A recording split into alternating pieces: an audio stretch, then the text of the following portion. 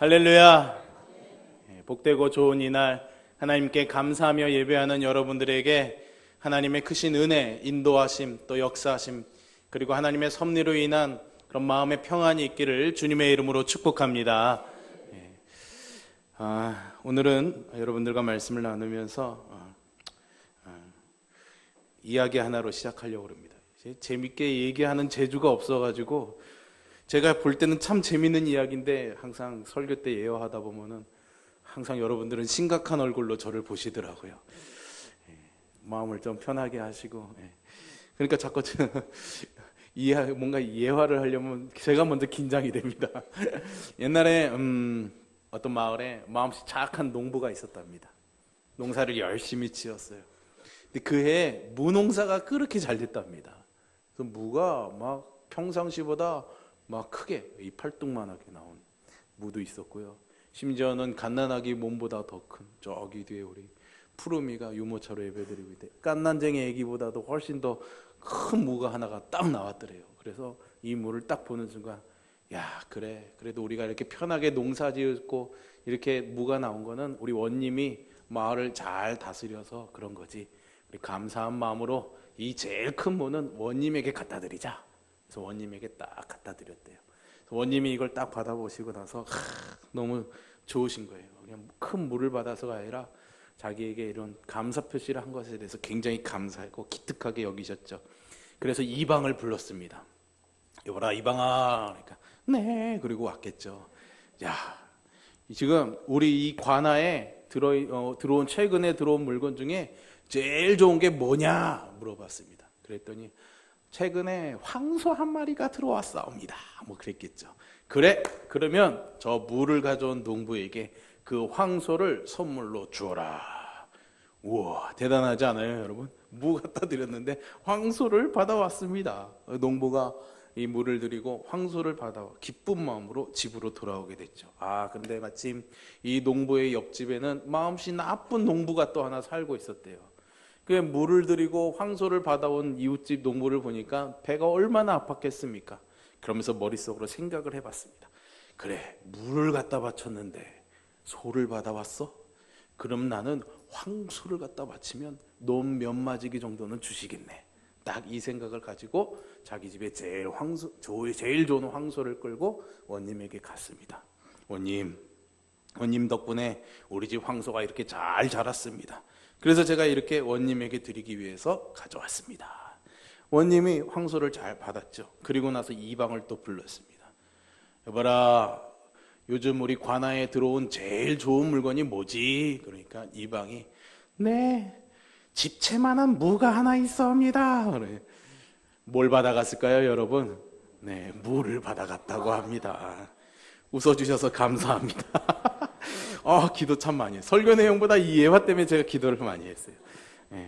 여러분, 그쵸? 감사라는 것이 마음에 진정으로 우러나왔을 때 무도 황소 같은 그런 감사지만은 욕심을 가지고 하는 감사는, 본질을 잃어버린 감사는 그 가치마저도 무 하나같이 떨어질 수 있다라는 것을 우리가 배울 수 있을 것 같습니다. 오늘 우리가 추수감사주일 예배로 드리고 있죠. 거창한 행사는 안 하지만은 우리의 마음에 진심을 다해서 하나님께 감사하고 1년의 시간을 돌아보면서 우리가 미처 알지 못하고 지나왔던 그런 시간들 속에서 섭리하시고 역사하신 그런 하나님의 은혜가 여러분들에게 이 말씀을 듣고 돌아가서 살아가는 삶의 순간순간들 속에서 생각나고 깨달아져서 오늘 이 예배뿐만 아니라 이 예배를 드리고 돌아간 여러분들의 삶에도 모든 삶 속에서 하나님께 기꺼이 감사하는 그 감격과 즐거움이 넘칠 수 있기를 주님의 이름으로 축복합니다. 우리가 드리는 이 추수감사주일은 11월 셋째 주일로 지키고 있습니다. 우리 안에 특별한 이유가 있어서는 아니고요. 아무래도 한국교회가 처음 기초를 쌓을 때 미국의 선교사님들이 많이 와서 복음을 전하다 보니까 미국 교회가 11월 달에 추수감사일을 지키는 것. 사실은 미국은 추수감사 주일은 없습니다. 땡스기빙 데이라고 해서 넷째 주 목요일 날 추수감사일이 있죠. 근데 우리는 그렇게 공휴일이 없으니까 교회가 11월 셋째 주에 그 전통을 이어받아서 추수감사주일로 지키고 있습니다.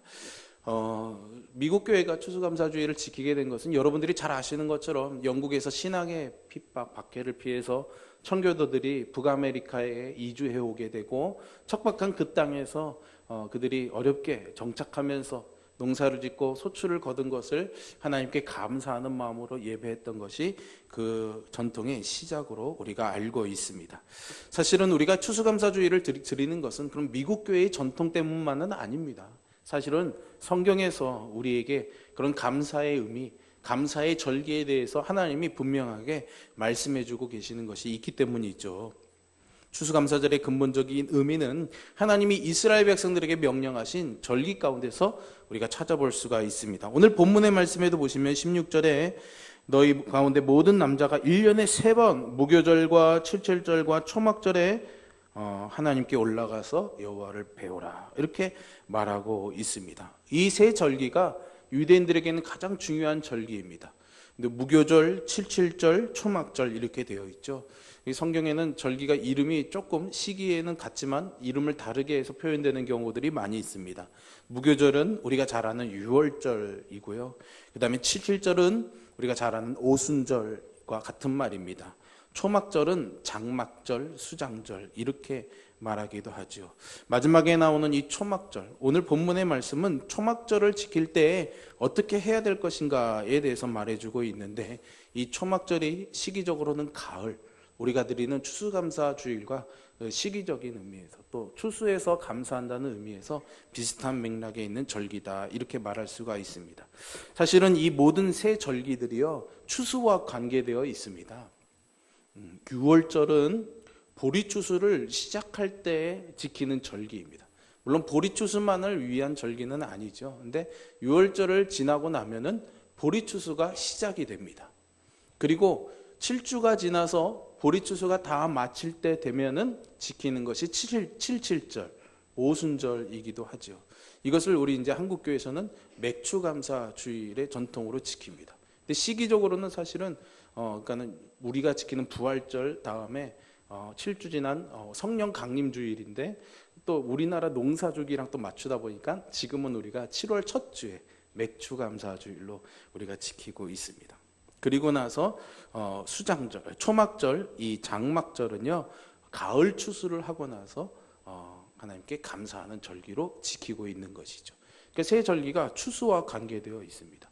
그런데 이 세 절기는 농사적으로는 추수와 관계되어 있지만 영적으로는 이스라엘 백성들이 받은 구원과도 또 연결이 되기도 합니다. 6월절은 어떤 날인지 여러분들 잘 알고 계시죠?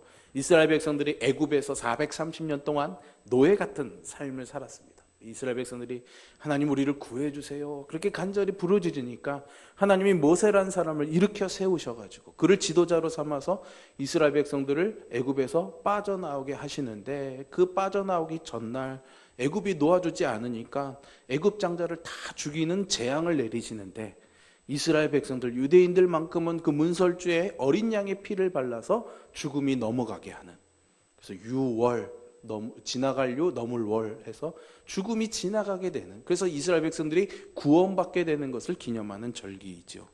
오순절, 칠칠절은요 그렇게 출애굽해에 나온 이스라엘 백성들이 광야의 여정을 가다가 시내산에 이르게 됩니다.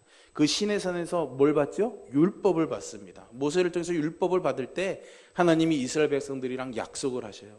너희들이 이 율법을 잘 지키면은 내가 너희와 함께하고 너희를 내 백성 삼겠다. 언약을 맺은 거예요. 계약식을 맺은 거예요. 하나님의 백성으로서 계약을 맺은 겁니다. 그러니까 이것도 이스라엘 백성들이 받은 구원이죠. 그리고 마지막 초막절은 그렇게 광야 40년을 생활하면서 하나님이 이스라엘 백성들을 지켜주시고 특별히 물이 없는 곳에서 반석에서 물이 나오게 하셔서 그들의 목마름을 해결해 주시고 구원해 주신 것을 기념하는 절기가 초막절, 장막절이라고 합니다. 그러니까 이스라엘 백성들에게 추수에 관한 감사를 드리면서 이 절기를 지킬 때에 이 이스라엘 백성들에게는 이 절기가 단지 그냥 추수한 것, 거둬들인 것이 많은 것으로 인해서 감사하는 그런 감사가 아니었죠. 하나님이 자신들을 구원해 주신 그 구원에 감사하는 절기였습니다. 그래서 이스라엘 백성들은 하나님의 구원을 기뻐하는 사람들이었습니다. 처음으로 보리를 추수할 때는 유월절 어린 양의 피로 구원받은 것을 기뻐했고, 보리 추수가 다 끝나갈 때 77절 오순절을 지키면서는 시내산에서 하나님과 언약을 맺은 것으로 인해서 백성된 것을, 하나님의 백성된 것을 기뻐했죠. 가을 추수가 끝나갈 때에는 광야 40년 동안 인도하신 그 하나님의 섭리를 기억하면서 가을 추수와 함께 하나님께서 베푸신 그 은혜의 풍성함을 그들의 마음에 기뻐하며 드린 것이 바로 초막절의 감사 제사였습니다. 그러니까 이스라엘에게 중요한 것은 구원이었습니다. 하나님의 구원이었죠. 그들은 이 구원을 말로만 기뻐하는 구원이 아니라 하나님께서 풍성한 추수의 그런 결실들과 연결시킴으로 인해서 하나님의 구원이 우리의 삶이 얼마나 풍성한 은혜인지를 몸으로 느낄 수 있도록 하나님이 섭리하시고 인도하신 것이죠.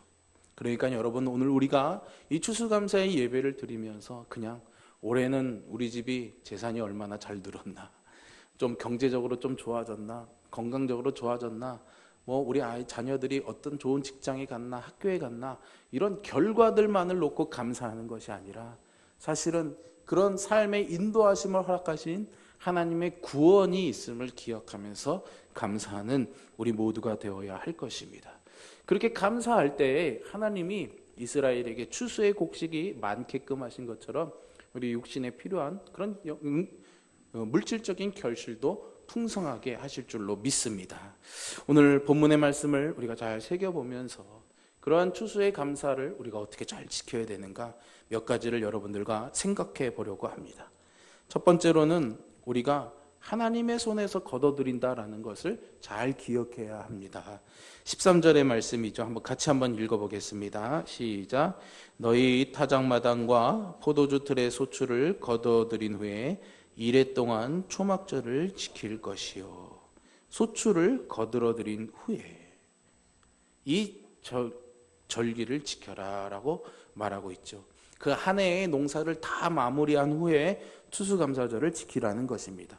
그러니까 추수감사의 주일은 한 해 동안 베풀어 주신 하나님의 은혜에 대해서 감사하는 절기이죠. 각자의 삶의 현장에서 농부는 심고 거둔 것을, 어부는 물고기를 잡은 것을, 직장인들은 직장에서 얻은 소득들을, 장사하는 분들은 장사의 이익들을, 이런 각 삶의 현장에서 베풀어 주신 하나님의 은혜에 감사하는 것입니다. 그런데 우리가 이렇게 감사할 때 우리가 얻은 것이 물론 우리의 땀과 수고가 들어가 있는 것이긴 하지만은 하나님의 손에서 그것들이 자라고 열매 맺었다라는 것을 우리는 잘 기억해야 됩니다. 그러니까 우리는 하나님께서 농부이심을 기억해야 한다는 것이죠. 예수님께서 요한복음 15장에서 뭐라고 말씀하십니까? 나는 참 포도나무요, 내 아버지는 농부다 말씀하시죠. 하나님이 자라게 하신다라는 거예요. 바울도 그 사실을 잘 알았습니다. 그래서 고린도전서에서 고린도 교회를 말할 때 나는 심었고 아볼로는 물을 주었는데 자라게 하시는 분은 누구다? 하나님이시다. 그렇게 가르쳐주고 있는 것이죠. 여러분들이 지금 손에 보이지는 않지만 여러분들이 누리고 있는 것들, 가지고 계신 모든 것들이 물론 젊은 날의 수고와 땀 그리고 애씀으로 얻은 것들이지만은 사실은 그 모든 것들이 하나님의 손에서, 또 우리가 그렇게 거둘 수 있는 환경도 하나님이 주신 것이라는 것을 잘 기억하며 감사하는 이 추수감사주일이 되기를 소망합니다. 첫 번째 얘기를 여러분들이 웃어주셨으니까 보너스로 작은 얘기 하나 해드리려고 해요. 옛날에 어느 임금님이 계셨는데 어느 날 맛있는 요리가 딱 식사 시간에 올라왔더래요. 너무너무 맛있게 먹었습니다. 세상에서 이런 요리를 먹어본 적이 없었어요. 그래서 이 요리를 한 요리사를 칭찬하고 상을 주고 싶어서 요리사를 불렀답니다.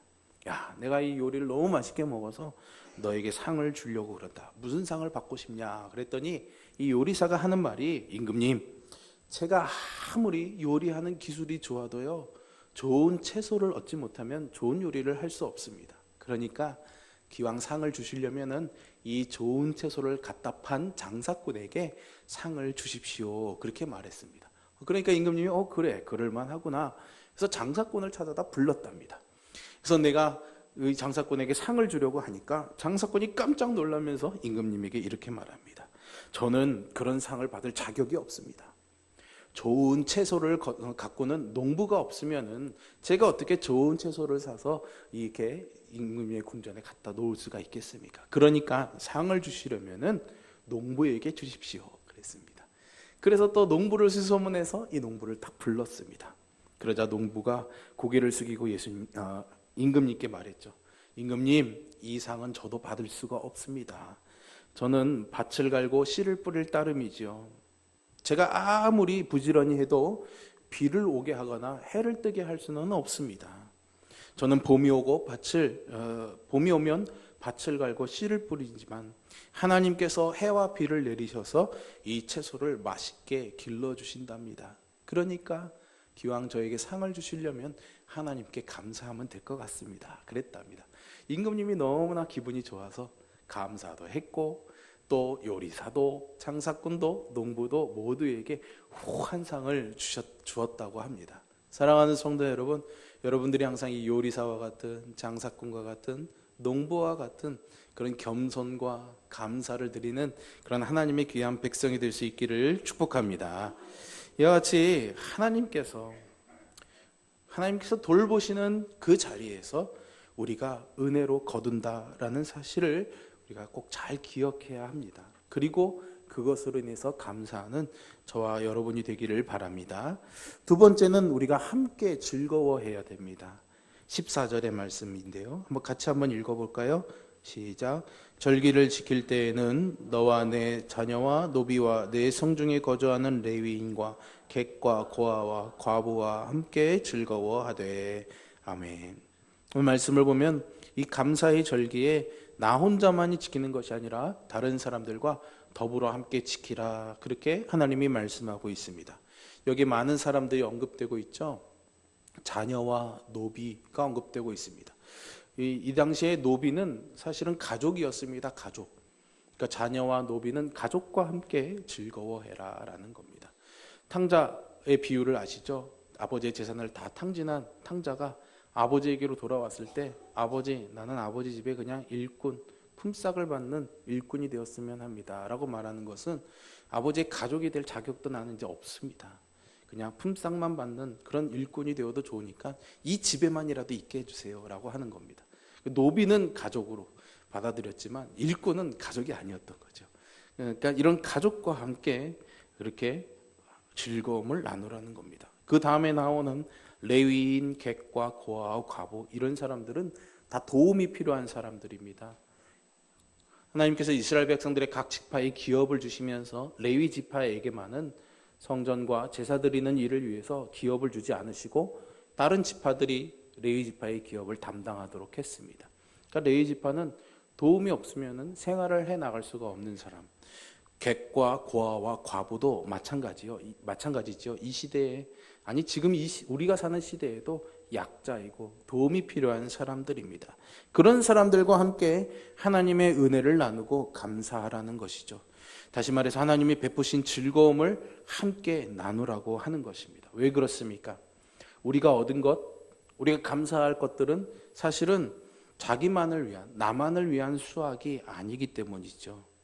어떤 면에서는 다른 사람들을 위해서 짓는 것이기도 합니다. 하나님은 이스라엘에게 이것을 아주 분명하게 가르쳐 주셨어요.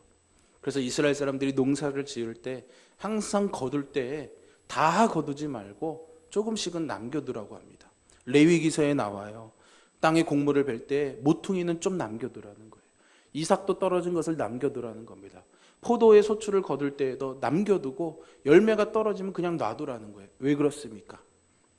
밭이 없는 사람들, 심을 것이 없는 사람들이 그때 와서 남은 것을 거둬가도록, 그래서 다른 사람들과 나누면서 이 소득의 결실을 함께 즐거워하고 그들과 나누라는 의미이겠죠.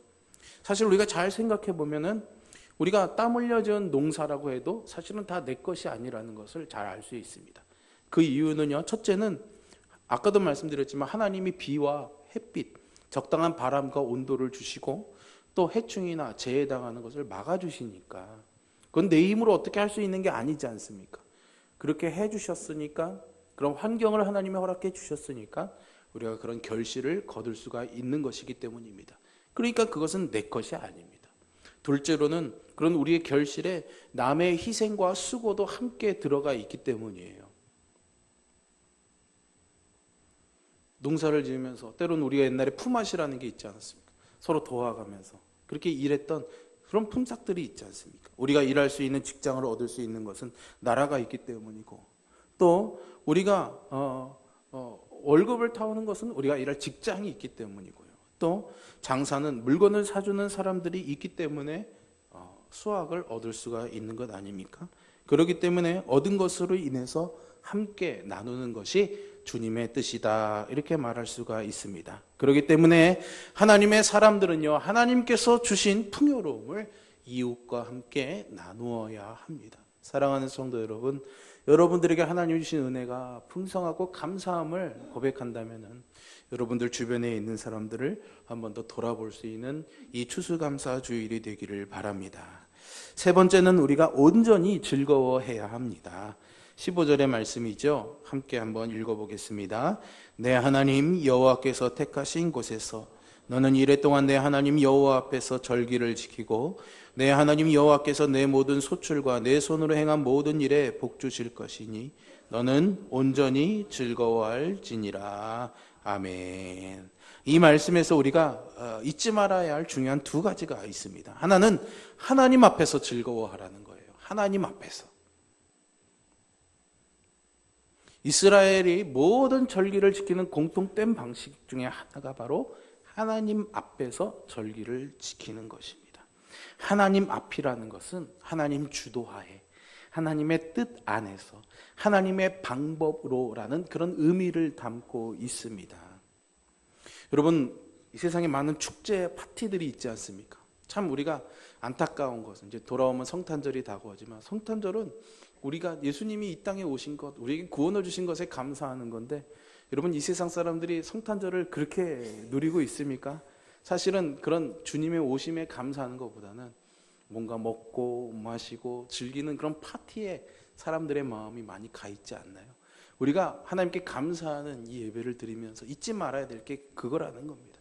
하나님 앞에서, 하나님의 방법대로 하나님께 감사하는 것이 되어야 된다는 거죠. 우리의 육체적인 즐거움, 육체적인 쾌락을 위한 잔치로 끝나서는 안 된다라는 겁니다. 신명기에서는 하나님이 이것을 이렇게 얘기하고 계시지만 실제로 이스라엘 백성들이 가나안 땅에 정착해 살아가면서요, 이 정신을, 하나님 앞에서의 정신을 잃어버리게 됩니다. 그래서 타작마당에서 음란한 일로 하나님을 슬프게 합니다. 호세아서의 말씀에 보면 하나님이 이스라엘을 향해서 9장 1절에 이렇게 말합니다. 내가 음행하였다, 음란한 일을 행했다라는 거예요. 그리고 내 하나님을 떠나고 각 타작마당에서 음행의 값을 좋아하였느니라. 분명히 오늘 본문의 말씀에서는 타작하는 그 자리에서, 거두는 그 자리에서 하나님께 하나님의 방법으로 감사하라고 그랬는데, 이제 이스라엘 백성들이 그렇게 하지 아니하고 타작마당에서 음행의 값, 육체의 즐거움을 즐거워하는 그것을 누리고 있노라. 그렇게 하나님이 경고하고 계시는 거죠. 여기에는 이유가 있습니다. 사실은 이 유대인들은요, 이스라엘 사람들은 원래 유목하는 사람들입니다. 농사짓는 사람들이 아니었어요. 아브라함 때부터 장소를 돌아다니면서 경작을 하는 것이 아니라 유목을 하면서 그때그때 하나님이 주시는 하나님의 은혜, 우물들, 먹을 것들을 누리면서 하나님의 도우심으로 살아가야 되는 하나님의 백성들, 민족들이었습니다. 그런데 이 이스라엘 사람들이 가나안 땅에 정착하게 돼요. 그러면서 뭘 합니까? 농사를 짓게 돼요. 농사를 안 지어본 사람이 농사를 짓는 게 얼마나 어렵습니까? 여기 계신 성도님들 중에 그런 경험을 해보신 분들이 있는 줄로 제가 압니다. 귀농하고 나서 안 하던 농사를 하려면 얼마나 힘듭니까? 그럴 때 어떻게 해야 됩니까? 그래도 이웃이나 농사에 대해 잘 아는 사람에게 도움을 요청하고 그 사람이 가르쳐주는 방법대로 농사를 지어야 되잖아요. 이스라엘도 그랬어요. 그러다 보니까 이방 사람들이 어떻게 농사 짓는가를 보게 되었고, 가만히 보니까 저 사람들이 막 이렇게 열심히 열매를 이렇게 곡식을 많이 거둘 때 보면은 뭐 하는 게 있는데 보니까 바알과 아세라 이런 우상들에게 축제와 제사를 드리니까 그 다음에 결실이 또 많아지고, 그러니까 그런 것까지 다 받아들이게 된 거예요. 그래서 우상 숭배하는 습관을 받아들이면서 타작마당에서 우상 숭배라는 미명하에, 신에게 경배한다는 미명하에 음란한 음행을 행하는 죄악을 하나님께 범했던 것이죠. 이스라엘 백성들에게 추수감사는 그런 것이 되어서는 안 됐습니다. 이스라엘 백성들에게 추수감사는 진정한 하나님께 감사하는 고백이 되어야 됐던 것이죠. 이방인들은 추수한 그것을 가지고 이제 먹지 않고 배불리 먹을 수 있다라는 그 기쁨에 육체적인 즐거움을 위한 파티를 열었을지 모르겠습니다. 그러나 이스라엘 백성들은 추수를 통해서 신실하신 하나님을 다시금 느껴야 했던 것이죠. 그래서 그리스도인들이 누리는 즐거움은 하나님 뜻 안에서만 가능하다라는 것입니다.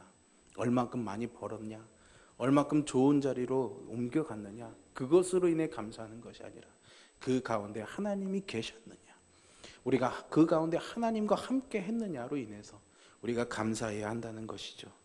또 한 가지 우리가 생각해야 될 것은 지금까지 지나온 과정과 결과를 두고 감사할 뿐만 아니라 한 걸음 더 나아가서 앞으로 하나님이 우리 삶 가운데 하실 일들에 대해서도 복 주실 것을 믿으며 감사하라, 그렇게 말하고 있습니다.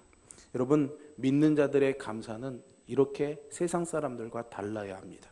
하나님 앞에서 감사해야 되고, 또 하나님께서 주관하신다는 그 믿음을 가지고 내 삶의 장차 이루어질 일들에 대해서도 감사해야 하는 것이죠. 이것이 믿음의 감사입니다. 그래서 그리스도인들의 진정한 감사는 과거의 일이든지 현재의 일이든지 미래의 일이든지 세상에 속한 일이든지 영적 일들인지 모든 것을 이루시는 그 하나님으로 인해 즐거워하고 감사해야 될 줄로 믿습니다. 마지막으로 우리는 힘대로 드려야지 됩니다. 오늘 본문의 16절과 17절의 말씀인데요, 같이 한번 읽도록 하겠습니다. 너희 가운데 모든 남자는 1년에 3번 곧 초막절에 내 하나님 여호와께서 택하신 곳에서 여호와를 배웁되 빈손으로 여호와를 배웁지 말고 각 사람이 내 하나님 여호와께서 주신 복을 따라 그 힘대로 드릴지니라. 아멘. 모든 남자들, 유대인 가운데 모든 남자들이 절기가 되면 하나님 앞에 나아가 그 힘대로 드리라, 그렇게 권면하고 있습니다. 유대인들은 남자가 20살이 되면은 반드시 예루살렘 성전에 올라가 자기가 정성껏 준비한 예물을 드려야 했습니다. 그때 그 힘대로 하라는 거예요. 능력껏, 재력껏 하라는 의미입니다. 남들과 비교해서 드리는 것이 아니라 내가 하나님께 받은 바 은혜, 그런 복, 그런 분량에 맞게끔 자기가 할 수 있는 것에 최선을 다해서 드리라는 것이죠.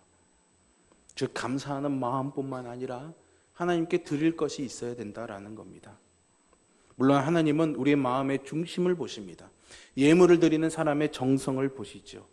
양의 많고 적음을 보시지 않습니다. 그러나 하나님께서 절기를 지키는 자들에게 있는 힘껏, 능력껏 받은 바 은하대로 힘껏 드릴 것을 요구하시는데요, 그것은 하나님이 물질이 필요해서가 아니라 우리의 마음뿐만 아니라 우리의 삶에서도 마음과 동일한 믿음의 삶을 살아가기를 바라셨기 때문이에요. 마음으로는 그렇지만 삶이 그렇지 못하면 온전하지 못하잖아요. 마음의 감사가 넘치면 우리의 삶의 모든 것들도 그와 같은 삶을 살아가야 되는 것입니다.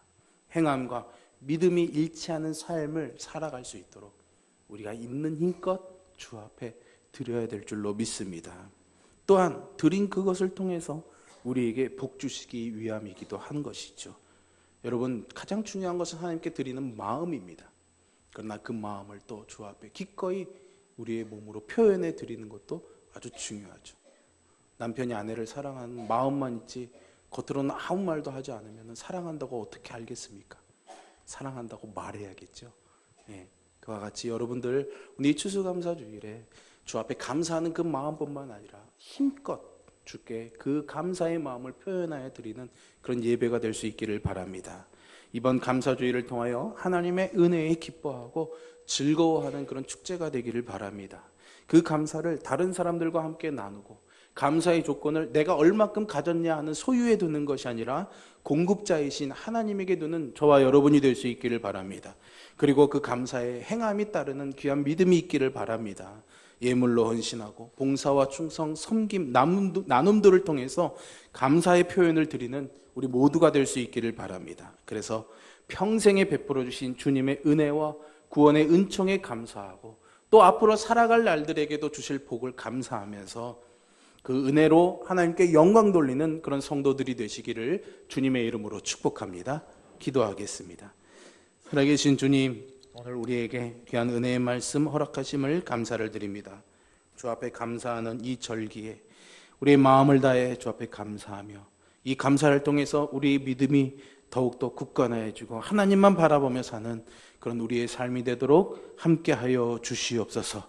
오늘 주 앞에 드리는 이 예물 기쁘게 받아주시며 하나님 우리의 삶에서도 삶의 헌신으로 우리의 감사를 표현하며 살아가도록 한 걸음 한 걸음 인도하여 주옵소서. 감사드리며 예수님의 이름으로 기도합니다. 아멘.